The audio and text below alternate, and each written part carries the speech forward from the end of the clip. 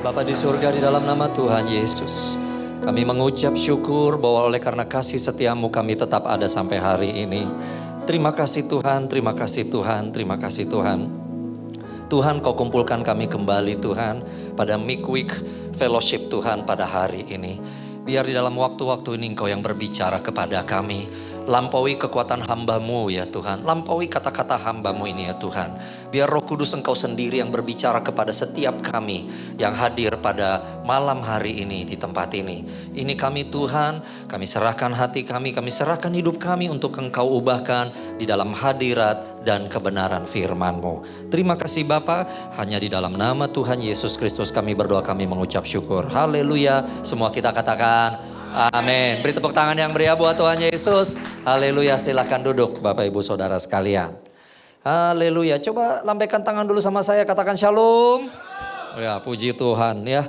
Memang hari-hari ini khususnya 3 hari terakhir datang ke kawasan ini sedikit, bukan sedikit, banyak pergumulan.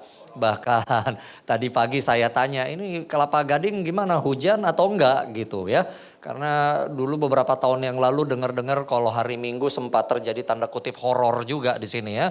Jadi gembala pengkhotbahnya Pak Johannes Raja Guguk markir di mana, dijemput pakai motor di mana, lalu diantar lagi pulang ke sana. Wah, pokoknya kalau ke sini memang sedikit agak perjuangan gitu ya. Dan tadi pagi saya telepon, ini gimana Pak keadaan di Kelapa Gading? Soalnya Bogor hujan terus nih. Oh aman Pak, cerah. Wah, haleluya. Menjelang jam 4 udah mau menuju ke sini 4:30. Pak tolong doa Pak, di sini tiba-tiba deras. Itu dia. Kalau saya tiba-tiba gak bisa, ada hujan, ada banjir. Tenang aja pengkhotbah kan. Di sini pengurus, siapa yang mau khotbah? Siapa yang mau khotbah? Iya kan? Tapi puji Tuhan hari ini kita bisa kumpul semua di sini. Ya, dan saya percaya bahwa firman Tuhan, hadirat Tuhan pasti akan mengubahkan hidup kita. Katakan amin. Atas nama pribadi dan keluarga, ini masih Januari, juga selamat tahun baru 2026, tahun amanat agung pasti akan luar biasa kepada kita. Beri tepuk tangan kemuliaan buat Tuhan. Haleluya. Nah hari ini saya diberikan tema A New Heart and New Spirit for a New Year. Tetapi Roh Kudus menuntun saya untuk memberikan sebuah tema, dan saya yakin ini ada satu kaitan, yaitu bahwa hidup kita ini adalah sebuah untayan. Nah, saya nggak tahu nih di sini masih ngerti kata untayan nggak gitu ya. Makanya saya kasih gambar itu kayak benang-benang. Untayan kayak benang yang dipilin lalu dijahit menjadi sebuah anyaman atau baju, itu yang namanya untayan ya. Life is a thread. Dan saya mau ngajak Bapak Ibu Saudara sekalian malam ini agak sedikit pengajaran, dan setelah ini kita akan berdoa bahwa unless kita mengerti bahwa hidup kita itu bukan karena akibat satu peristiwa saja, tetapi rangkaian dari benang-benang yang dirajut menjadi satu. Kalau kita tidak sadar akan hal ini, maka kita tidak akan bisa yang namanya mempunyai hati yang baru, mempunyai semangat spirit yang baru untuk masuk tahun 2026. Kita hanya akan melihat bahwa hidup saya ya 2026. Saya tidak memandang yang 2025. Saya hanya melihat yang penting minggu ini, dan saya tidak melihat yang minggu lalu. Orang Indonesia, maaf semua, kita semua orang Indonesia tinggal di Indonesia. Kita ini filosofinya pokoknya yang penting hari ini, yang kemarin gak penting. Itu ya, paling sangat mudah ya. Saya gak ngomong politik, tapi kita lihat politik lah ya sebentar ya. Dia sudah berjasa melewati pandemi sekian tahun, orang di dunia ekonomi pada hancur lebur. Tapi berapa banyak pejabat yang berkuasa pada era pandemi sekarang mulai diserang-serang. Ya KTP-nya lah, ijazahnya lah, pembelian laptopnya lah, yang lain-lain. Kok pada lupa bahwa semua itu sudah pernah berjasa pada waktu lampau? Kok kayak lupa begitu ya? Lalu orang mulai lupa, bukankah kita sudah pernah ditolong Tuhan dan yang lain-lain? Orang Indonesia kita nggak punya kayak bahasa Inggris, bentuk lampau, bentuk sekarang, dan bentuk masa depan. Ya kan? Bahasa Indonesia tuh bentuk sekarang semua. Ya, yuk makan. Orang bule itu bingung kalau ditanya orang Indonesia. Yuk makan, let's eat. Maksud kamu apa? Sudah makan sekarang atau makan nanti? Orang Indonesia kan nanya, makan tuh apa maksudnya? Sekarang, kemarin, atau nanti? Ya kan? Orang Indonesia cenderungnya yang sekarang. Nah saya mau mengajak pada malam hari ini untuk kita ngelihat bahwa hidup tuh gak kayak begitu. Hidup itu adalah rangkaian demi rangkaian, ya, sebuah untayan. Katakan untayan, ya. Nah berbicara mengenai untayan, maka saya juga mau nunjukkan bahwa Yesus sendiri Dia hadir di dunia ini bukan hanya pluk lahir begitu aja dari Maria dan Yusuf ya, bukan dari Yusuf, maksudnya di tengah-tengah Yusuf dan Maria. Tetapi kehidupannya dia sendiri, keluarganya sendiri adalah sebuah untayan. Dia berasal dari sebuah rangkaian keluarga yang brengsek, amburadul dan gak akan percaya. Yang kayak begini nih yang dipilih dari keluarga macam ini yang dipilih oleh Juru Selamat untuk dia lahir dari sana. Saya tahu ini mungkin kedengarannya seperti kayak khotbah Natal, tapi tidak. Hari ini saya mau menunjukkan melalui garis keturunannya Tuhan Yesus bahwa hidup itu adalah rangkaian untayan. Kalau kita melihat kehidupan Tuhan Yesus, dan karena Tuhan Yesus itu orang Yahudi, lahir dari keluarga Yahudi, orang Yahudi kayak orang Batak di Indonesia ini, hafal silsilah keluarganya, begitu ya. Dan sangat menarik dalam silsilah keluarga Tuhan Yesus, nenek moyangnya, di dalam Matius 1 ayat 5 sampai 6, ini ternyata dari 2 ayat saja, ini penuh drama di sini, penuh drama ya. Yuk kita baca sama-sama, cuma 2 ayat ya, 2, 3. Salmon mempunyai anak, Boas dari Rahab. Boas mempunyai anak, Obed dari Rut. Obed mempunyai anak, Isai. Isai mempunyai anak, Raja Daud. Jadi maksudnya begini cara bacanya ya. Salmon punya anak, nama anaknya itu Boas. Dari siapa? Nama istrinya Salmon adalah Rahab. Ya, jadi Boas anaknya Salmon dan Rahab. Boas punya anak namanya Obed. Dari mana? Dari istrinya yang namanya Rut. Obed punya anak, cuma nggak ditulis nama istrinya, nggak tahu ya, tanya Matius saja nanti di sorga, namanya Isai, ya kan? Isai punya anak, namanya siapa? Raja Daud ya, dan kita tahu dari nanti Raja Daud lewat sekian puluh keturunan lahirlah Tuhan kita Yesus Kristus. Nah, saudara-saudara, hari ini saya mau ngebahas Salmon, Boas, Rahab, Obed dan Rut, ya. Dan Anda akan melihat bahwa ternyata kehidupan yang luar biasa dari tokoh-tokoh ini adalah sebuah untayan. Ya, kita akan melihat dalam kitab Rut. Saya harapkan nanti saudara pulang dari sini baca Rut secara lengkap, tapi saya akan angkat beberapa ayatnya saja ya. Mari kita lihat dari kitab Rut, yaitu Rut 1 ayat 16 sampai 17. Memang kalau bahasa Indonesia bilangnya Ruth ya, tapi orang Indonesia kasih nama Ruth gitu ya, ikutin bulenya Ruth. Mustinya Daud, tapi dikasih nama anaknya David, sama aja itu sebenarnya ya. Oke, ya Rut 1, 16 sampai 17. Saya bilang ya, saya baca. Tetapi Rut berkata, jangan desak meninggalkan engkau untuk pulang dan tidak mengikutimu. Kemanapun engkau pergi, ke situ aku pergi. Kemanapun engkau bermalam, di situ aku bermalam. Bangsamulah bangsaku dan Allahmu Allahku. Dimanapun engkau mati, di situ aku mati dan dikuburkan. Kiranya Tuhan menghukum aku dengan berat, bahkan lebih lagi, jikalau ada yang memisahkan aku dari engkau, kecuali maut. Yang percaya firman Tuhan memberikan kekuatan, katakan amin. Katakan amin. Oh, beri tepuk tangan kemuliaan dulu yuk buat Tuhan untuk firman-Nya. Haleluya. Sedikit background mengenai kitab Ruth ya, Ruth atau Rut ya. PowerPoint-nya maju saja. Kitab Ruth ini adalah kitab yang unik, mencatat mengenai beberapa tokoh di dalam. Dan kalau kita mau jujur sebenarnya bukan tentang Ruth, tapi mengenai mama mertuanya yang namanya Naomi. Ya, banyak orang suka menggunakan ini lalu menggunakannya di luar konteks. Tuh kan menantu setia sama mertua, mertua sama menantu, bukan itu. Kitab ini nggak ngomongin soal hubungan menantu dan mertua, tidak juga. Tapi kita akan melihat di sini bahwa kitab ini menunjukkan untayan kehidupan, ya. Ada yang negatif dan ada yang positif. Tetapi pada akhirnya ketika Naomi dan Ruth, mertua dan menantu, melakukan sesuatu yang luar biasa, maka kehidupan mereka mengubahkan sejarah dunia. Karena apa yang mereka lakukan pada akhirnya akan menghasilkan, akan melahirkan seorang juru selamat yang akan mengubahkan dunia untuk selama-lamanya, yaitu Tuhan kita Yesus Kristus. Apa sih di dalam kitab Ruth ini? Sinopsisnya. Ada sebuah keluarga, mereka keluar dari Bethlehem karena kelaparan, bilangnya begitu ya. Lalu mereka pindah ke daerah Moab. Mereka keluar dari tanah perjanjian, mereka masuk ke daerah Moab. Di dalam Moab itu, si bapak bawa 2 anak laki-laki dan istri. 2 anak laki-lakinya itu namanya Mahlon dan Kilion, ya. Jadi yang keluar itu namanya Pak Elimelech, nama istrinya Naomi. Pak Elimelech dan Naomi keluar dari Bethlehem, dia punya anak laki-laki namanya Mahlon dan Kilion. Dua anak laki-lakinya ini ngambil istri perempuan Moab. Nah kalau saudara ngerti kata Moab, Moab itu sebuah bangsa yang lahir karena hubungan incest. Ya, jadi orang Moab tahu nenek moyang kami ini adalah seorang ayah yang diperkosa sama anak perempuannya sendiri. Kisah Lot. Ya, jadi Lot kan kabur dari Sodom dan Gomora, anak perempuannya nggak ada kedapatan suami, lalu dua kakak adik itu bilang, udah kita tidurin aja ayah kita biar kita hamil, nah kita punya keturunan. Moab dan Amon itu ya. Jadi orang depan Moab, oh yang nenek moyangnya itu ya yang incest ya. Bapak diperkosa anak perempuan, jelek banget kan. Nah dari kelompok Moab inilah kemudian diambil ada Rut dan Orpa.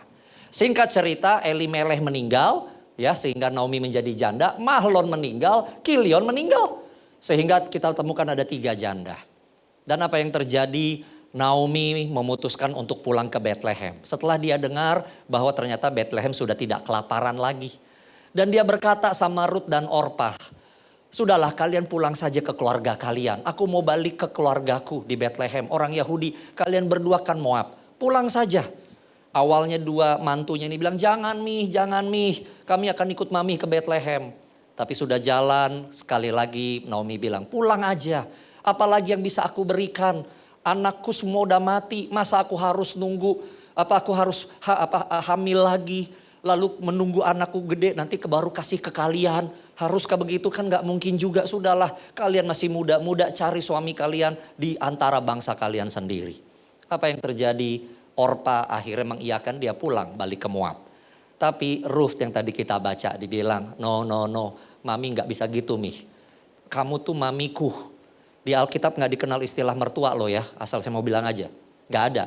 Once seseorang married, dia langsung punya 2 orang tua, 2 mami dan 2 papi. Ruth ngerti hal ini. No, kau tuh mamiku, bukan mami mertua. Kau mamiku. Kemana kau pergi, aku pergi. Dimana kau dikuburkan, aku dikuburkan. Bangsamu, bangsaku, Tuhanmu, Tuhanku.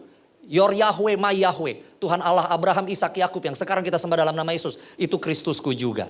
Itu yang dikatakan oleh Ruth. Apa yang terjadi? Singkat cerita, Naomi pulang balik ke Bethlehem. Dia masih temukan tanah milik dia. Kenapa? Karena dari suaminya Elimeleh ya. Dan akhirnya Ruth mencoba untuk cari pekerjaan, mendapat pekerjaan di ladang milik Boas. Siapa Boas itu? Boas adalah anaknya Salmon dan Rahab, juga suku Yehuda begitu. Singkat cerita, akhirnya ternyata Boas lah yang punya hak untuk mengambil alih warisan dari Elimeleh.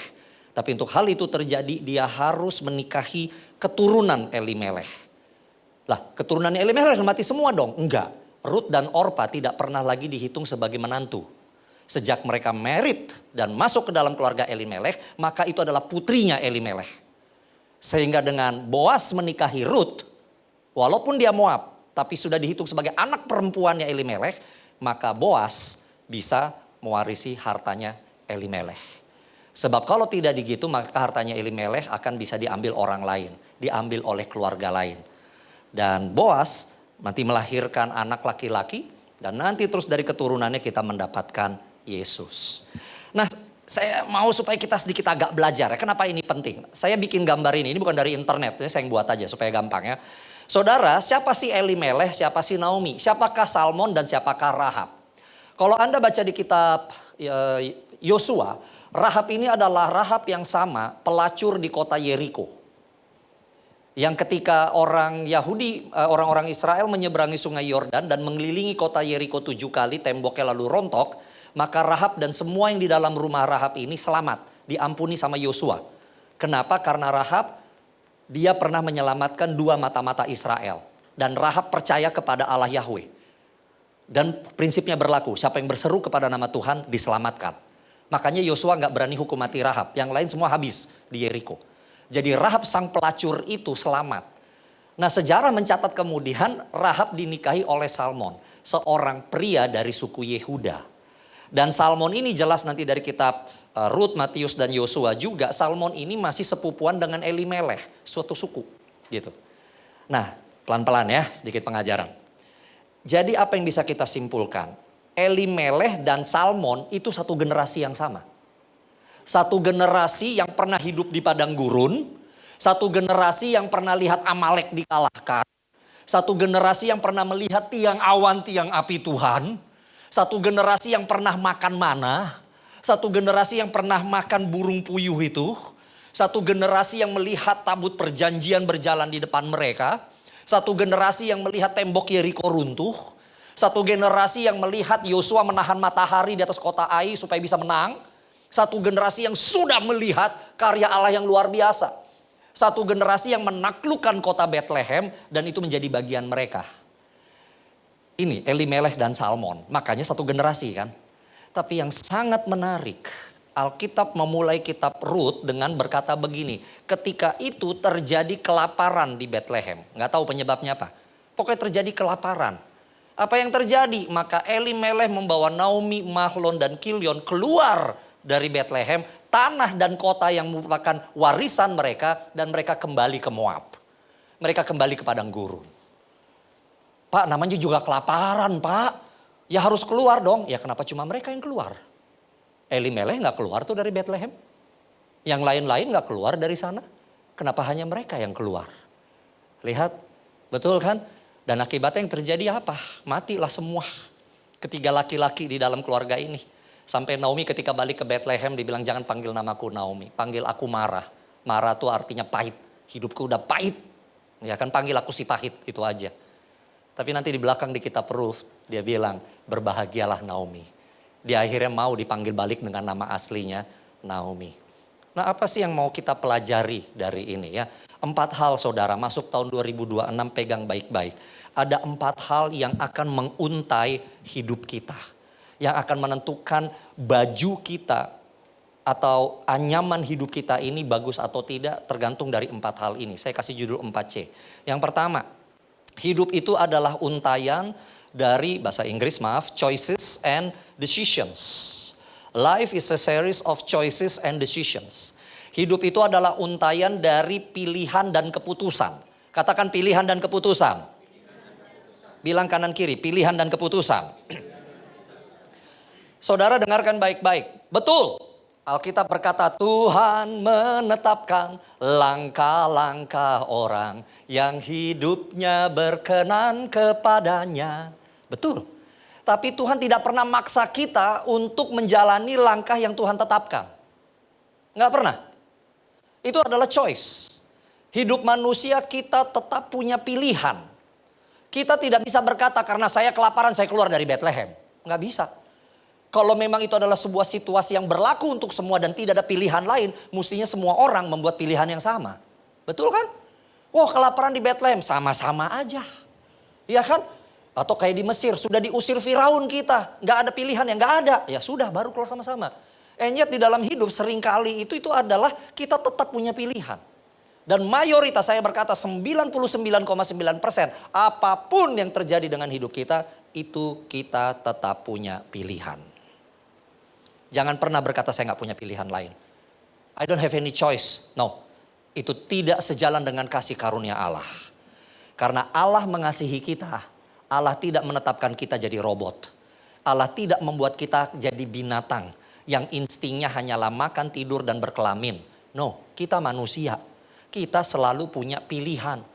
Bahkan ketika Yosua masuk tanah perjanjian, Yosua masih bertanya sama Israel. Hari ini di hadapan Allah, tentukanlah apakah kalian akan tetap menyembah Allah yang Allah Jehovah yang sudah membawa kalian masuk tanah perjanjian atau kalian mau ngikuti Allah nenek moyangmu di seberang sungai.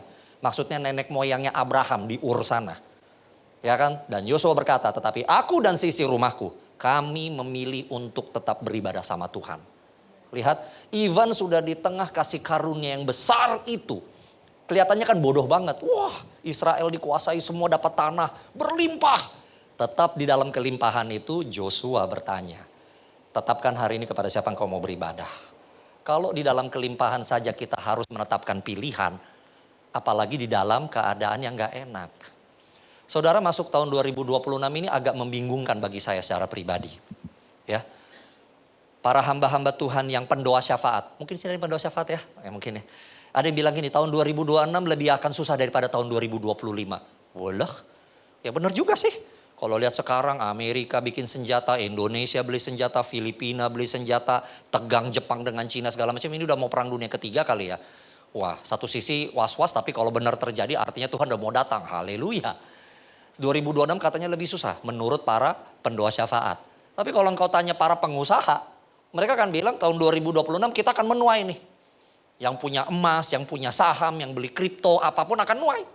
Akan nuai. Harga emas sudah mulai naik. Ada jemaat punya toko emas tuh di Cibinong, di Bogor sana. Harga lagi naik Pak. Jadi kalau ada yang jualin emas saya beli. Saya untung malah nih. Ya kan? Dijual wah untung. Nah ini kan bingung nih. Jadi hidup lebih susah atau hidup lebih baik nih? Ayo yang mana? Tapi kalau saya pegang begini, kasih Tuhan selalu baru setiap pagi. Pasti tahun 2026 lebih baik dari 2025. Beri tepuk tangan kemuliaan buat Tuhan. Tapi sekarang pertanyaannya, bukan pertanyaan, tapi ini harus kita ingat. Hidup adalah pilihan dan keputusan. Elimelech dan Naomi mengambil keputusan meninggalkan warisan mereka. Elimelech dan Naomi memutuskan untuk meninggalkan Bethlehem. Meninggalkan kasih yang Allah berikan kepada dia dan kepada suku Yehuda. Dan mereka hidup di Moab. Dan apa yang terjadi di Moab itu? Mereka juga gak menjadi lebih kaya. Malah yang ditemukan adalah kematian demi kematian. Naomi sadar bahwa dia telah membuat pilihan bersama Elimelech. Dan dia harus menjalani konsekuensi dari pilihan itu. Poin kedua yang mau saya sampaikan, apa yang mengurai atau yang mengayam hidup kita. Yang kedua, life is a series of consequences. Tapi sebelum consequences, maaf saya melompat. Hari ini saya mau mengajak jemaat sebelum kita belajar yang mengenai konsekuensi. Hari ini, pada menit ini, pada jam ini, pada malam ini. Apapun pilihan yang mungkin kita akan buat di masa depan. Mazmur 119 ayat 30 akan selalu menjadi pilihan terutama dalam kehidupan kita. Yuk baca sama-sama Mazmur 119 ayat 30. 2, 3. Aku memilih jalan kebenaran. Hukum-hukummu telah kutempatkan di hadapanku. Wow. Apapun yang terjadi hari ini ke depan, mungkin kau akan diminta kompromi dalam bisnis, kompromi di dalam pendidikan atau apapun itu, jangan. Tapi kembali lagi, bisa kau lakukan karena kau selalu punya pilihan. Tapi setiap kali kau diperhadapkan pada situasi yang gak enak seperti itu, ingat ayat ini. Aku memilih jalan kebenaran. Aku memilih untuk selalu hidup benar. Aku mau hidup menurut firman Tuhan. Bahasa Inggrisnya bagus. I have chosen the way of faithfulness. Jadi kata kebenaran juga bisa diterjemahkan sebagai aku akan memilih tetap setia sama Tuhan. Kenapa? Karena Tuhan sudah menetapkan peraturan dan jalan yang baik untuk aku. Mungkin agak berbeda dengan jalannya dunia. Mungkin bertentangan dengan jalannya dunia. Tapi jalan dunia penuh dengan ketidakpastian. Tapi Allah menjamin orang yang hidup sesuai dengan kebenaran dan firman Tuhan, pembelaan Tuhan dan berkat Tuhan pasti turun kepada orang itu. Beri tepuk tangan kemuliaan buat Tuhan. Haleluya. Nah yang kedua adalah bahwa hidup itu adalah rangkaian dari konsekuensi. Life is a series of consequences. Katakan konsekuensi. Bilang kanan kiri ada konsekuensi. Bilang balik sama dia, sama lu juga. Haleluya ya. Ada konsekuensi. Jadi setiap pilihan yang Anda buat, keputusan yang Anda buat pasti ada konsekuensinya. Dan Anda tidak bisa protes sama Tuhan. Kok begini Tuhan? Ya Anda salah pilih. Begitu aja. Anda salah langkah. Kok saya sampai salah langkah? Kenapa Tuhan membiarkan saya? Bukan, itu pilihan. Kalau pilihan kita benar, puji Tuhan pilihannya benar. Konsekuensinya benar. Tuhan Yesus baik. Pilihannya salah. Gak usah ngambek. Kan kita yang buat pilihan. Tapi begitu, aduh pilihannya salah. Tuhan ampuni aku. Salah ternyata Tuhan. Salah, terima kasih loh gak sampai tergeletak gara-gara pilihan ini. Kalau udah jelas buat pilihan yang salah, jangan keras kepala Pak, Bu. Orang tuh kadang-kadang ya, udah jelas pilihannya salah, tindakannya salah. Dicoba dulu lah siapa tahu membaik. Dicoba dulu siapa tahu membaik. Udah jauh nanti recovernya. Udah jauh recovernya. Ngerti? Stasiun kereta di Jepang, di setiap stasiun ada tulisannya begini. Kalau Anda salah ambil jurusan, segera turun dan ganti jurusan sekarang. Sebab semakin jauh Anda terminalnya, nanti biayanya jadi makin lebih mahal. Kan bayar lagi. Banyak orang Kristen tuh terutama di dunia kerja udah jelas salah langkah. Udah jelas ditipu orang. 10 juta, 20 juta. Orangnya minta ditambahin lagi. Saya udah bilang sama jemaat, itu udah jelas kamu ditipu. Masa sih Pak? Orangnya direkomendasi sama keluarga. Coba tanya keluargamu, jangan-jangan keluargamu ditipu juga. Ya kan? Masa keluarga saya tega, keluargamu baik sama engkau. Tapi orang itu yang direkomendasikan keluargamu jahat sama dia. Berapa banyak, oh nguncurin lagi duit segini lagi. Oh gak balik duit, oh nguncurin segini lagi. Udah kejelas tanda-tandanya gak bagus. Kenapa masih dilanjutin? Ini saya lihat di sini usianya sudah agak lebih mature. Kalau sama anak-anak muda saya bilang, udah jelas toksik. Pacarmu itu tinggalin. Tanda-tandanya udah jelas. Begitu ngeliat binatang, kucing, anjing tendangnya sampai begitu banget. Lihat binatang dijahat-jahatin. Amsal kan berkata orang benar tuh baik sama binatang. Mungkin Anda gak suka dengan binatang tertentu. Tapi gak ada gitu sampai tonjokin kucing gitu. Enggak sampai kayak begitu. Giliran dia mau belanja, dia minta ditemenin. Anda baru belanja sedikit, dia udah malamat banget. Baru masuk tokonya, bilang cepetan ya. Wah udah toksik nih. Giliran diajak ke keluarganya mau, giliran dia diajak ke keluarga kamu, dia gak mau. Udah jelas tanda-tandanya tuh, kuning. Siapa tahu nanti dengan pacaran ini dia berubah. Saya selalu bilang sama anak muda, pacaran dan pernikahan bukan alat penginjilan. Salah. Berapa banyak dari kita gak sadar bahwa pilihan yang kita buat, keputusan yang kita buat akan selalu ada konsekuensinya, entah baik atau buruk. Tapi yang saya mau tekankan di sini Bapak Ibu Saudara, begini ya. Saya menemukan khususnya di dalam tubuh keluarga besar GBI Gatot Subroto. Ini keluarga kita, rayon 1D, 1F, segala macam dalam dan luar negeri. Kadang-kadang kita punya pemahaman teologi yang salah. Ketika ada sesuatu yang buruk terjadi sama kita, lalu kita bilang, wah Tuhan izinkan hal ini terjadi sama saya. Berarti emang Tuhan pengen supaya saya mengalami hal ini. Belum tentu. Belum tentu. Bisa jadi kejadian buruk yang kita alami itu konsekuensi dari pilihan kita. Berapa banyak yang berdebat sama saya. Saya pengajar, saya juga gembala kul, Bapak Ibu Saudara. Ya, jadi saya ngerti persoalan jemaat. Dia bilang kalau Tuhan izinkan artinya Tuhan setuju dong. Enggak selalu. Enggak selalu. Apa yang terjadi padamu kalau Tuhan izinkan bukan artinya Tuhan setuju hal itu terjadi padamu. Enggak. Siapa bilang? Antara izin sama Tuhan berkenan dan setuju itu dua hal yang berbeda saudara. Contohnya apa? Jangan menjadi imanmu goyang akan hal ini ya. Suatu kali Yesus ditanya oleh para ahli Farisi. Bolehkah seseorang menceraikan istrinya? Ini contoh aja. Jawaban Yesus bilang, boleh. Kalau perzinahan. Wih, goyangkah imanmu di sini? Yesus yang ngomong loh, berani bilang, perceraian apapun yang terjadi gak boleh. Yesus bilang boleh kalau perzinahan. Nah loh, bingung kan? Ditanya lagi. Tapi dibilang begini, tapi Allah membenci Allah membenci perceraian, Yesus bilang. Allah itu siapa ya? Dia. Atas dasar perzinahan boleh orang bercerai. Maksudnya cerai mati, ketahuan berzina salah satunya dihukum mati. Ya udah cerai mati kan, itu maksudnya Tuhan. Kalau dia yang kasih hukum itu kok. Dia yang kasih hukum itu, betul kan? Ya kan? Jadi boleh ya dibilang. Enggak, sebenarnya enggak boleh. Yesus mah bingung lagi orang Farisi. Enggak boleh bercerai. Tapi sebentar. Kami tahu bahwa Musa memerintahkan kalau yang mau bercerai dikasih surat cerai. Tentu Musa tidak akan buat peraturan sebelum tanya Yahweh dulu dong. Nah Yahweh ternyata bilang kalau ada yang mau bercerai, kasih surat cerai. Apa jawaban Yesus? Yang tidak lain adalah Jehovah yang datang dalam wujud manusia. Dia bilang begini, karena kekerasan hatimu, akhirnya aku izinkan Musa kasih surat cerai. Supaya baik si janda maupun si duda dan anak-anak terlindungi secara hukum. Kasih surat cerai. Tapi sejak awal Allah membenci perceraian. Lihat di situ. Karena kekerasan hatimu engkau tetap memilih mau bercerai. Kata Tuhan, ya udah aku izinkan. Tapi bukan artinya Tuhan setuju. Tolong ngerti ya saudara ya. Kadang-kadang tuh kita tuh begitu lagi menghadapi sesuatu gak enak. Kita bilang Tuhan izinkan. Siapa tahu karena dosa kita makanya hidup kita susah. Kemarin saya tegur satu bapak, Pak kontrol gulanya Pak. Kontrol Pak darahnya. Fungsi ginjal tinggal 6%. Hipertensi tinggi, obatnya dimakan enggak. Hanya kalau lagi enggak enak tengkuk saya baru saya makan obat. Nah itu keputusan bapak. Kan sudah dibilangin makan obatnya tiap hari Pak. Ini hanya makan kalau udah mulai naik. Secara hitungan dokter tuh bapak udah tergeletak nih 6% masih bisa berkhotbah. Itu mujizat Tuhan aja. Nah sekarang bapak udah tahu.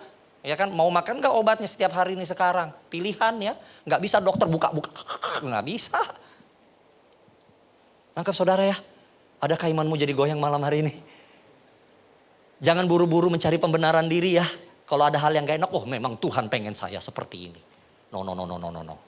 Tuhan bisa mendidik kita dengan keras. Kalau Tuhan mendidik kita dengan keras, percayalah dia pasti ada di situ. Engkau harus lewat padang gurun, tiang awang, tiang apinya ada di sana. Engkau harus lewati ombak yang berderu, dia ada di dalam perahu yang sama. Kalau itu memang bagian dari proses pendewasaan kita, Tuhan akan ada di kapal yang sama, Tuhan akan ada bersama dengan kita. Tapi kalau engkau jalan sendiri lalu engkau, mana Tuhan? Ya Tuhan bilang, ya sebenarnya gue gak mau ke situ sih. Tapi orang yang berseru kepada nama Tuhan, Tuhan akan segera datang. Sekalipun sempat ambil salah jalan, Tuhan akan bilang, yuk ikut aku yuk. 2 orang murid salah jalan ke Emmaus, disuruh nunggu di Yerusalem, pergi ke Emmaus. Tuhan datang kan, Tuhan kejar kan. Tapi Tuhan kasih pilihan, mau tetap jalan ke Emmaus atau balik ke Yerusalem. Gak dipaksa. Sampai ketika, mata mereka terbuka. Yesus, Rabi. Yesus menghilang. Kenapa Yesus menghilang? Sekarang pilihan di tangan mereka, lanjut ke Emmaus atau pulang ke Yerusalem. 2 orang murid itu bilang, kita pulang ke Yerusalem. Kita salah nih. Lihat, Tuhan baik. Tuhan baik. Tetapi kembali lagi, kita punya pilihan. Kita punya keputusan dan siap-siap untuk menerima konsekuensi. Keputusan yang baik, konsekuensi yang baik. Keputusan yang buruk, konsekuensi yang buruk. Galatia 6 ayat 7. Galatia 6 ayat 7. Jangan sesat, Allah tidak membiarkan dirinya dipermainkan. Karena apa yang tabur orang, itu juga yang akan dituainya. Sudah gitu aja, jangan sesat. Please juga jangan sesat ya. Jangan mempermainkan Tuhan gitu. Kan Tuhan lu begini, jangan. Hati-hati juga kalau nonton TikTok, YouTube dan Instagram dan yang lain-lain dari hamba Tuhan yang katanya gede ya. Gampang kok ngeceknya. Kalau saya ngikutin nasihat hamba Tuhan ini membuat saya jadi makin dekat dan cinta sama Tuhan. Atau saya semakin mengidolakan diri saya sendiri. Jangan kasih persepuluhan. Jangan kasih persembahan sulung. Jangan persepuluhan. Sudah dibatalkan. Aneh ngajar kayak begitu. Saya mau kasih uang sama bapak saya di sorga melalui gereja. Kok dibilang jangan? Apa bedanya dengan pengajaran ini? Jangan kasih ayah dan ibumu uang. Kalau sudah kerja jangan, gak usah traktir papa dan mamamu di restoran. Gak ada hukumnya. Terserah gua. Terserah saya. Mama saya udah mau mendarat nih dari Papua nanti malam. Besok saya mau ajak dia makan. Terserah saya, mama saya kok. Papa saya nyusul Sabtu. Saya mau ngajak dia di restoran termakan, terserah saya. Orang tua saya yang membesarkan saya. Masa saya dilarang untuk memberi kepada orang tua saya? Kita punya orang tua yang luar biasa Bapak di sorga. Ini hamba Tuhan bilang jangan kasih persembahan persepuluhan buah sulung. Aneh pengajarannya. Aneh. Ngerti saudara-saudara ya? Jangan sesat. Hari ini saya senang makanya tahun amanat agung. Kita semua harus jadi murid. Katakan jadi murid. Bilang kanan kiri kamu jadi murid. Bilang kanan kiri kamu juga jadi murid ya. Haleluya. Beri tepuk tangan kemuliaan buat Tuhan. Dan 2 yang terakhir ya. Hidup itu juga adalah rangkaian dari komitmen. Katakan komitmen. Ya, untaian rangkaian dari komitmen atau bahasa Indonesianya apa ya? Kesungguhan hati. Itu dia. Kalau Anda sudah komit sama Tuhan, ayo komit sama Tuhan. Kalau Anda sudah komit Tuhan, aku akan beribadah, beribadahlah dengan sungguh-sungguh. Tuhan, aku pengen jadi murid. Ikut wadah pemuridan, gabung ke KUL. By the way, saya lambangnya KUL dengan bintang 3, bukan ini legend ya, ini Pentakosta ketiga maksudnya. Saya bukan tentara ya. Kalau tentara kan di pundak, ini di dada. Pentakosta ketiga di dadaku, itu dia. Ya kan? Itu maksudnya. Kalau emang sudah komitmen sama Tuhan, ayo beribadah sama Tuhan. Komitmen baca Alkitab, bacalah Alkitab. Komitmen mau jadi murid, gabung ke KUL. Itu wadah pemuridan. Itu dia. Pengen jadi murid, ikut KOM. Itu sekolah pemuridan. Beda ya antara wadah dengan sekolah ya. Ayo jalankan komitmen. Banyak orang gak ikut dengan komitmennya sehingga akhirnya gak sungguh-sungguh menjalani hidupnya. Naomi dan Ruth ya, kita lihat di situ bahwa Ruth itu komitmennya luar biasa. Coba kita lihat Ruth 1 ayat 16. Tetapi Ruth berkata, jangan desak meninggalkan engkau. Ruth ngomong sama Naomi, jangan desak aku meninggalkan engkau Mi, jangan. Ya, jangan. Sebab kemanapun engkau pergi, ke situ aku pergi. Ruth komitmennya pertama kepada keluarganya. Dia nggak ngitung anak dalam. Nih maaf ya kalau orang Chinese anak dalam, anak luar, cucu ini. Saya paling sebel dengar kayak begitu. Tahu kenapa? Itu tradisional Chinese, tapi di Alkitab nggak ada kayak gitu. Once kita married atau apa, statusnya sama. Saya punya hak yang sama kepada mama mertua saya dengan anak kandungnya. Itu prinsip Alkitab. Gak ada tuh kayak begitu. Yes, nama keluarga akan ngikutin si laki-laki, tentu supaya untuk keteraturan. Tapi prinsip Alkitab, once you married to family, it's your family. Dan Ruth berkata, aku kan anak perempuanmu, Mi. Masa kau urus ini? Aku sudah meninggalkan Moab loh. Walaupun saya tidak mungkin bisa bahasa Ibrani, tapi sekarang aku jadi Jewish. Aku melekatkan pada dirimu, Mi, jangan usir aku. Komitmen pertama Ruth adalah kepala keluarganya. Lalu dibilang, kemana engkau bermalam situ bermalam, bangsamu lah bangsaku dan Allahmu Allahku. Wow. Your Yahweh is my Yahweh. Kalau engkau baca kitab Ruth, suatu kali Naomi sadar bahwa Boas itu yang boleh menikahi Ruth. Sehingga dia bilang gini, nanti kamu pergi ke ladangnya Boas. Nanti kalau kamu lagi kerja, kamu gak boleh tarik itu gandum-gandum karena bukan milik kamu. Tapi hukum Taurat Allah telah menetapkan, ingat Naomi kan dengar hukum Taurat di padang gurun. Kalau ada ditarik jelai lalu jatuh, itu gak boleh diambil, itu haknya orang miskin. Jadi di Israel kalau Anda lagi manen lalu tangan Anda tuh tercecer, itu gak boleh diambil lagi, itu haknya orang miskin sama janda miskin. Nah, jadi waktu Ruth disuruh sama Naomi, ya, kamu pergi ke ladangnya Boas, kamu tarik tuh. Bukan tarik, kamu pungutin yang jatuh-jatuh. Itu Naomi lagi ngajarin Ruth menjalani hukum Tuhan. Lalu dia ajarin nih caranya deketin Boas. Biasanya pria-pria Israel habis panen, mereka akan berpesta di lumbung padi, di lumbung berkas. Lalu mereka tidur di sana menjaga berkas. Nah, kamu nanti tidur di kakinya Boas, angkat sedikit selimutnya, tidur kepalamu letakkan di kakinya. Dari mana Naomi bisa tahu hukum itu? Itu semua hukum Taurat. Itu firman Tuhan. Itu yang dibuat oleh Tuhan. Jadi waktu Naomi menjalankan waktu Ruth menjalankan apa yang diperintahkan Naomi, itu bukan perintah mertua kepada menantu. Ruth lagi diajar sama Naomi untuk hidup menurut ketetapan Tuhan. Dan dia lakukan. Itu bukti waktu dia katakan Tuhanmu Tuhanku, dia melakukan apa yang Tuhan perintahkan menurut ketetapan Taurat bagi orang Yahudi pada waktu itu. Wow, hasilnya apa? Boas bilang, wah dia menjalani hukum nih, saya gak boleh mengelak juga.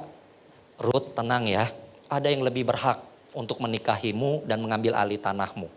Ya, saya ngomong sama dia dulu. Mungkin Ruth agak sedikit, ya Mi, Boas emang ganteng, baik. Tapi dia bilang ternyata bukan dia suamiku. Gimana?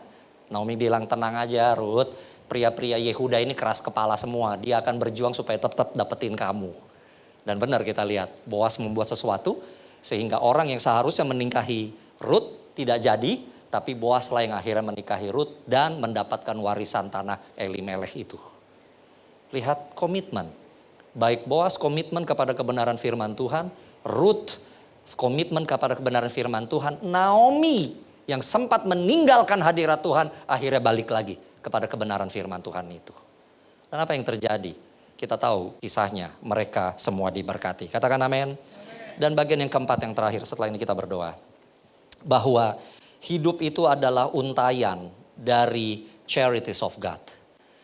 Hidup itu adalah rangkaian dari kasih karunia demi kasih karunia dari Tuhan. Jangan kita lupakan itu. Mungkin awalnya sepertinya semuanya kita, pilihan kita, keputusan kita. No, at the end of the day, pada akhirnya hidup kita itu adalah rangkaian dari kemurahan demi Tuhan. Kalau kita membuat keputusan yang tepat, bukankah karena Allah yang menyediakan pilihan itu untuk kita? Seandainya kita membuat keputusan yang salah dan kita diingatkan sama Tuhan, bukankah Allah juga yang memperingatkan kita akan hal itu? Dan meminta kita untuk bertobat dan kembali lagi kepada keputusan yang tepat. Semua adalah kemurahan Tuhan. Jangan kita lupakan akan hal ini dalam kehidupan kita. Hidup itu adalah rangkaian dari kemurahan demi kemurahan Tuhan. Jangan jadi sombong ya, baik ibu-ibu dan bapak-bapak. Kalau sering ngomong gini, tenang aja gue tahu siapa yang bisa ngurusin. Gue udah dari dulu udah ngerasain begitu. Hati-hati itu sombong. Ya, makin tua kita biasanya jadi makin sombong. Jangan, ya. Jangan kayak gini, saya pernah tegur. Gue tahu Chris melakukannya begini-begini. Pak, jangan kayak gitu Pak, itu sombong. Mungkin kita sudah pernah melihat banyak lembah, banyak ombak, banyak gunung kita lewati. Dan sampai sini kita lihat, wih, Ombak, lembah, gunung sudah saya lewati. Haleluya, emang gua keren. Jangan begitu. Justru kalau kita sudah melihat begitu banyak lembah, begitu banyak gunung dan badai saya lewati. Duh Tuhan, baik sekali Engkau sama saya. Baik sekali Engkau sama saya. Ini ada gunung lagi di depan, ada badai lagi. Tuhan, pegang tanganku. Bapa, ku rindu selalu. Semakin banyak hal yang buruk yang engkau diluputkan dari Tuhan dan engkau ada sampai hari ini, semakin engkau berharap kepada kemurahan Tuhan. Jangan bersandar pada kekuatanmu sendiri ya. Beri tepuk tangan kemuliaan buat Tuhan. Saya tutup dengan ayat ini. Perhatikan nih, ketika akhirnya mereka lakukan yang benar, apa yang terjadi? Rut 4, 13, 14 dan 16, 17. Lalu Boas mengambil Rut menjadi istrinya dan bersetubuh dengannya. Atas karunia Tuhan, perempuan itu Rut mengandung dan melahirkan anak seorang laki-laki. Perempuan-perempuan berkata kepada Naomi, wah, terpujilah Tuhan yang tidak meninggalkan engkau Naomi, sehingga pada hari ini engkau memperoleh seorang penebus. Siapa penebus itu? Anda pikir Boas? Bukan. Karena Boas tidak akan bisa mengambil alih itu kalau dia tidak punya keturunan laki-laki. Ya kan? Penebusnya siapa? Anak yang lahir bagi Boas dan Rut yang namanya Obed itu. Ya, perhatikan ayat 16. Naomi mengambil anak itu, cucunya, dan meletakkannya di pangkuannya dan menjadi pengasuhnya. Naomi naik pangkat. Naomi naik pangkat dari seorang ibu mertua sekarang jadi nenek. Jadi opung boru, jadi nenek, jadi popoh. Lihat, naik pangkat jadi pengasuh. Dan ditutup, tetangga-tetangga perempuan memberi nama kepada anak itu dan berkata, seorang anak laki-laki telah lahir bagi siapa? Kok aneh ya, mestinya demi Rut dan Obed ya. Telah lahir bagi siapa? Naomi. Naomi yang buat salah keputusan. Naomi yang menghidupi konsekuensi yang salah itu. Tapi Naomi yang bertobat kembali ke Bethlehem. Naomi yang mencari lagi wajah Allah itu. Telah lahir baginya seorang anak. Dan mereka menamainya Obed. Dialah ayah Isai dan Isai itu ayah Daud. Karena Naomi sudah punya cucu laki-laki. Dia punya anak laki-laki. Maka tanah Elimelech tidak boleh dikasih kemana-kemana. Karena secara hukum sekarang Naomi punya anak laki-laki lagi. Namanya Boas dan dia punya cucu laki-laki. Itu sudah sangat kuat menurut hukum Taurat. Tanah tidak boleh diberikan pada orang lain. Sudah ada ahli warisnya. Tapi yang sangat menarik, anak itu tidak lahir buat Rut dan bukan buat Boas. Tapi untuk Naomi. Seorang anak telah lahir untuk kita. Dan namanya disebut Penasehat ajaib, Allah yang perkasa, Bapa yang kekal, Raja damai. Yesus lahir bukan untuk Yusuf dan Maria. Ingat baik-baik, Yesus lahir untuk kita. Kalau ada satu penebusmu dari keputusan yang salah yang kau buat, Yesus ada di sana untuk kita. Kalau engkau sedang menjalani konsekuensi hari ini karena keputusanmu yang salah, balik lagi ke Yesus, balik lagi ke Bethlehem, balik lagi ke rumah roti itu, ya. Karena hidup merupakan rangkaian dari keputusan dan pilihan yang kita buat, konsekuensi yang kita buat, kita jalani, kesungguhan hati dan kemurahan Tuhan. Pada akhirnya malam ini saya tutup, apapun yang terjadi, pilihlah Kristus, selalu pilih Kristus, selalu ikuti Kristus, ikuti saja. Tidak ada sesuatu yang dia ajarkan, yang dia perintahkan membuat kita susah hidup. Tapi justru kita akan terus memiliki damai sejahtera. Yang mengerti, yang setuju katakan, amin. Beri tepuk tangan kemuliaan buat Tuhan. Mari kita berdiri bersama. Boleh kami tace. Oh, Allah basyaka. Selidiki aku, lihat hatiku.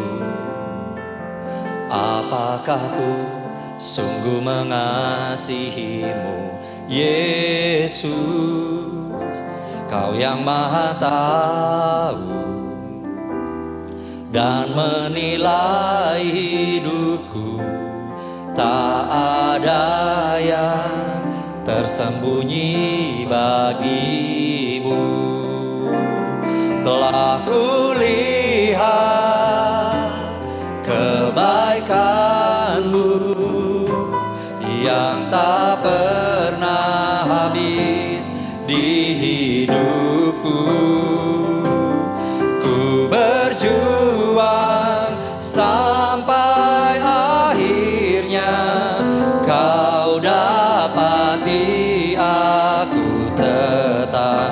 setia.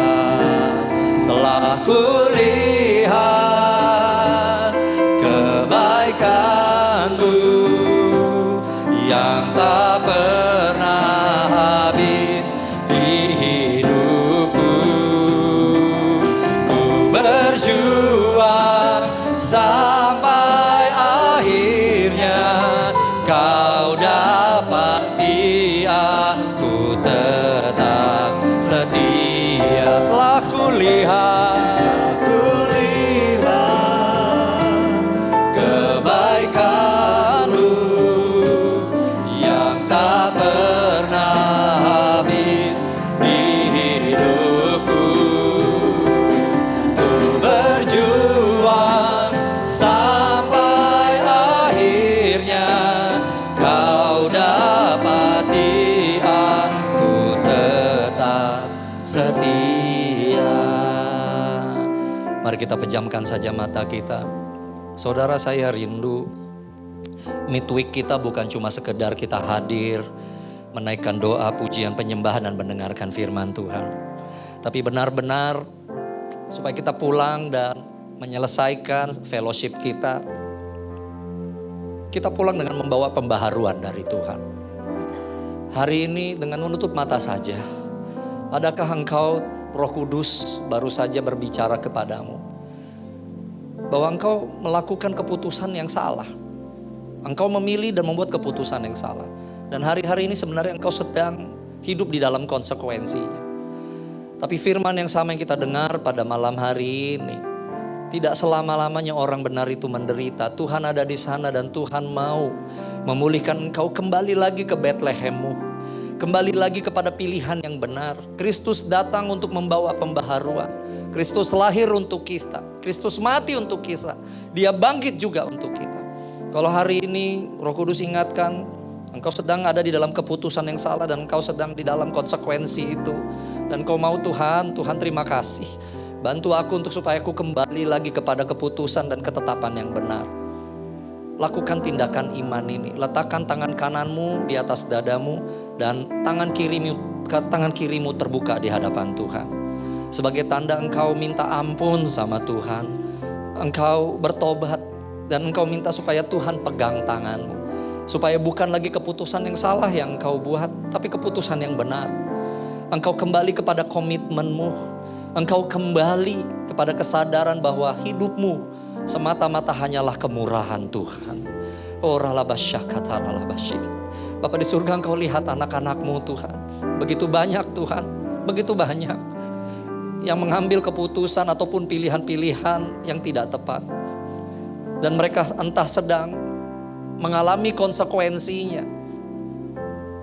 Mereka sedang mengalami hal yang tidak enak. Tapi malam hari ini begitu banyak yang Tuhan, mereka minta ampun kepadamu ya Tuhan. Perbarui hati mereka, perbarui semangat mereka, perbarui spirit mereka. Supaya mereka ketika menjalani tahun 2026 ini bukan dengan kebimbangan, bukan dengan ketakutan, tetapi dengan iman mengetahui bahwa tangan mereka Engkau yang pegang Tuhan Yesus. Engkau selalu menyiapkan Bethlehem untuk mereka ya Tuhan. Engkau lahir untuk mereka, Engkau ada untuk mereka ya Tuhan. Bimbing mereka ya Tuhan. Jangan biarkan mereka tergeletak, ampuni mereka. Segala keputusan yang salah Tuhan, perbaiki Tuhan dengan kuasa-Mu ya Tuhan. Segala choices, konsekuensi Tuhan. Semua yang buruk Tuhan, hentikan Tuhan. Berhenti dan tuntun kembali semua anak-anak-Mu ini Tuhan. Ke dalam ketentuan, ke dalam ketetapan yang luar biasa yang sudah Engkau tetapkan bagi mereka. Terima kasih Bapa di surga. Roh Kudus hamba-Mu berdoa, biar Engkau tuntun semua anak-anak-Mu ini mengambil keputusan, membuat pilihan, dan mengalami konsekuensi yang benar dalam kehidupan mereka. Terima kasih Bapa di surga, terima kasih Tuhan Yesus. Terima kasih, hamba-Mu sudah menyampaikan apa yang Kau perintahkan, berbicara dan bergeraklah melampaui kemampuan hamba-Mu. Terima kasih Tuhan, segala keagungan kemuliaan hanya untuk Engkau di dalam nama Tuhan Yesus Kristus. Haleluya, semua kita katakan amin. Beri tepuk tangan kemuliaan buat Tuhan. Haleluya. Haleluya, puji Tuhan. Bapak Ibu silakan duduk.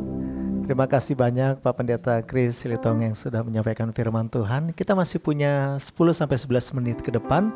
Kami persilakan kalau ada Bapak Ibu Saudara yang mau menyampaikan pertanyaan kepada Pak Chris. Dipersilakan. Mumpung ada kesempatan Mari kita gunakan dengan baik. Bisa jadi mungkin pertanyaan yang Bapak Ibu sampaikan itu sebenarnya ada di dalam hati teman-teman yang lain. Ayo dipersilakan yang ingin bertanya. Dari sebelah kiri saya mungkin. Bapak mungkin ada pertanyaan?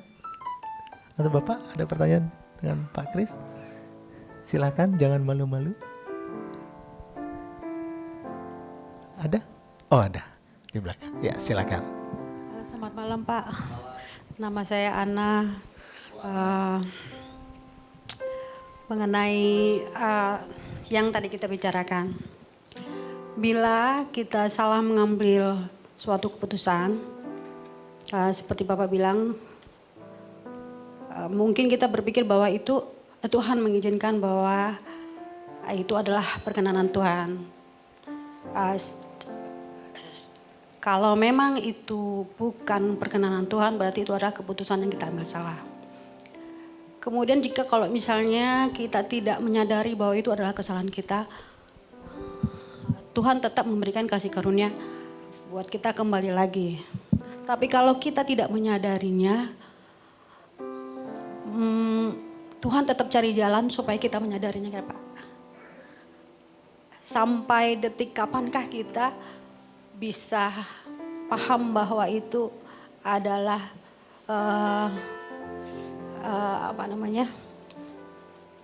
waktu yang Tuhan izinkan supaya kita sadar. Itu aja Pak. Makasih. Good. Kalau kita buat keputusan, dari mana kita tahu bahwa keputusan yang kita buat itu salah dan bagaimana caranya Tuhan menyadarkan kita, ya. Kita harus pegang satu hal, Tuhan itu baik. Katakan amin. Dan kalau ternyata kita sudah mulai mengarah kepada keputusan atau jalan hidup yang tidak sesuai yang Tuhan mau, Tuhan akan selalu memberikan lampu kuning, alert. Dan bentuknya banyak, cuma seringkali kita nggak sadar. Contoh, kita ke gereja, kok kayaknya firmannya hampir sama terus ya saya dengar. Ada apa dengan ini? Itu dari faktor luar. Atau orang lain mungkin pernah ngomong, jangan, tapi kita memilih tidak. Ya. Atau Tuhan sudah memberikan ketidakenakan di dalam hati kita waktu kita melakukan hal itu. Tuhan tuh bicara banyak melalui hati. Tapi seringkali kita redam hati kita dengan kita cari pembenaran di kepala, di otak. Itu yang sering terjadi. Nah ketika hal itu terjadi, itu pun Tuhan masih berbicara sama kita. Ya, mungkin melalui teguran, melalui kejadian yang tertentu. Itu jangan dianggap sepele. Ya. Suka harus kita cek dulu, ini ada apa ya? Kok saya ngalamin begini terus? Adakah sesuatu yang Tuhan lagi mau bicara sama saya? Dan ketika hal itu terjadi, ya kan, udah stop dulu, stop. Jangan kemana-kemana dulu, ya kan, stop dulu. Tanya dulu sama Tuhan, banyak berdoa, ya. Dan percayalah Tuhan itu baik, Tuhan tidak akan membuat sesuatu yang melampaui kekuatanmu, ya kan. Nah tapi kalau udah salah nih gimana caranya, konsekuensinya? Disitulah berlaku Roma 8 ayat 28. Allah turut bekerja di dalam segala hal untuk mendatangkan kebaikan. Roma 8:28 itu sebenarnya maaf ya, kalau secara konteks itu untuk orang yang buat keputusan salah sebenarnya. Ya, jadi jangan dipakai apapun segala sesuatu lalu Anda mulai main judi, mulai itu ke segala sesuatu, enggak. Tapi ketika segala sesuatu yang buruk terjadi, lalu kita bertobat, maka Allah bisa mengubahkan yang buruk itu untuk tetap mendatangkan kebaikan buat kita. Ketika Yusuf diperhadapkan dengan saudara-saudaranya di Mesir, kamu mereka-rekakan hal yang buruk padaku, tapi Allah mengubah keputusan burukmu untuk jual aku, untuk menyelamatkan keluarga kita. Apakah Yusuf harus dijual jadi budak, jadi Perdana Menteri baru Allah menyelamatkan Israel? Tidak. Tuhan sudah janji dia akan menyelamatkan Israel. Yusuf jadi Mesir atau tidak, Israel pasti tetap selamat. Tapi Allah mengubahkan kejadian buruk itu untuk mendatangkan tetap kebaikan bagi Yakub dan ke-12 putranya dan keturunan mereka. Ya, makanya di sini penting Roh Kudus. Ya, di akhir zaman Yesus berkata kepada jemaat-jemaat, bagi yang bertelinga hendaklah mendengarkan apa yang dikatakan Roh kepada jemaat-jemaat. Loh, emang telinga yang fisik bisa dengar Roh Kudus? Bisa. Ya, cuma pertanyaannya seringkali kita memilih tidak mau dengar. Ya, tidak mau dengar. Ya, Tuhan selalu bicara sama kita melalui orang lain, melalui firman, melalui kejadian-kejadian. Pertanyaannya mau nggak kita berhenti sejenak dan mendengarkan apa yang Tuhan lagi mau bicara sama kita? Ya, itu. dari saya. Thank you. Pertanyaannya bagus, beri tepuk tangan dulu dong ya. Pertanyaan yang bagus. Oke. Ada lagi?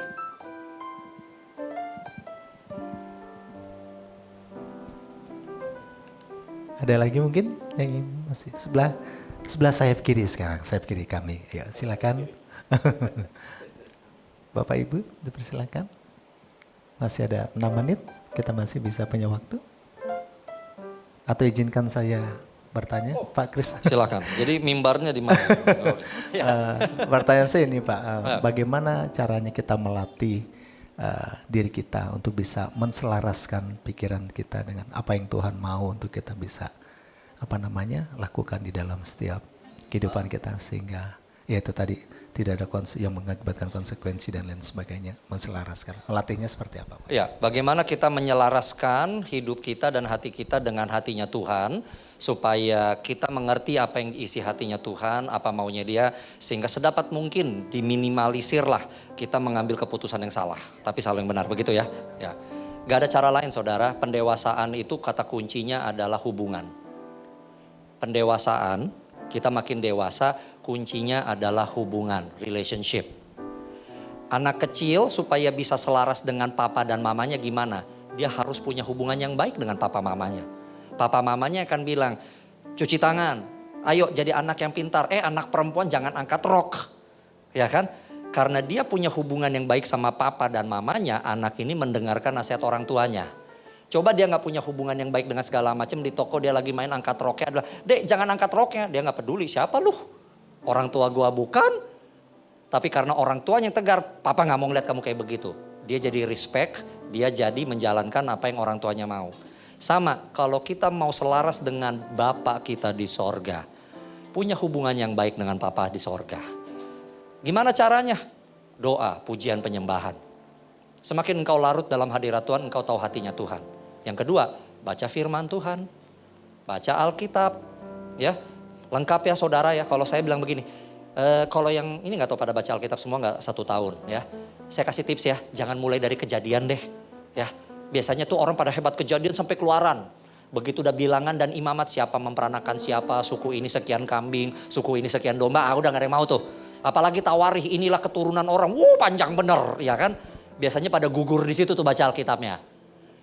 Tahun ini rubah kan, ini kan tahun amanat agung kan. Jadi mulai dari Yesus dulu. Bacanya dari mana? Matius, Markus, Lukas, Yohanes, Kisah Rasul, Roma, Korintus. Mulai dari situ dulu. Pelajari Tuhan dulu. Kalau engkau melihat aku, kata Yesus, engkau melihat Bapa. Kalau kita ngerti Yesus, kita ngerti Bapa dan ngerti Roh Kudus. Ya, jadi alami Yesus dulu. Makanya saya katakan balik lagi ke Kristus. Ya, Pak, saya udah keburu baca Pak, Kejadian Pak, ini tanggal sekian udah Kejadian 15, begitu. Nggak apa-apa, lanjut aja. Tapi juga sekalian tolong baca ya, Matius, Markus, Lukas, Yohanes, ya, supaya Anda lebih mengerti Yesusnya. Ingat, dia adalah firman yang telah datang jadi manusia. Jangan, ini jadi Anda nanya gini, saya jadi keluar nih ya. Jangan anggap gini ya, firman Tuhan ngawang-ngawang Pak, saya nggak ngerti. Enak aja, Yesus nggak ngawang-ngawang loh. Dia firman jadi manusia, jalan di bumi. Jadi firman itu bisa mendarat di bumi. Itu buktinya apa? Yesus jalan di bumi kan. Jadi firman, jadi gak pernah ngawang-ngawang firman. Firman itu mendarat, semua firman mendarat. Kalau seandainya nggak mendarat, berarti pemahamanmu yang belum nyampe, itu aja. Tapi jangan pernah bilang ini kayaknya terlalu berat nih. Enggak, semua firman pasti mendarat. Karena itu untuk kita. Pertanyaan yang bagus. Tepuk tangan dong, memberikan pertanyaan yang bagus. Mari sama-sama kita tundukkan kepala. Terima kasih Tuhan Yesus, terima kasih Tuhan buat malam yang indah, malam yang luar biasa, malam hari Tuhan Yesus. Terima kasih Tuhan buat pengajaran yang Tuhan berikan untuk kami Tuhan. Yang kami dapat Tuhan dari Pastor Kris Tuhan. Kris Litonga Tuhan yang telah Tuhan kirim Tuhan untuk kami semuanya Bapak. Kami percaya Tuhan ada hadirat-Mu hadir tengah-tengah kami Tuhan pada malam hari Tuhan. Sehingga kami semua memperoleh banyak ilmu Tuhan, banyak pencerahan yang Tuhan yang kami dapat dari Tuhan melalui Pastor Kris Tuhan Yesus.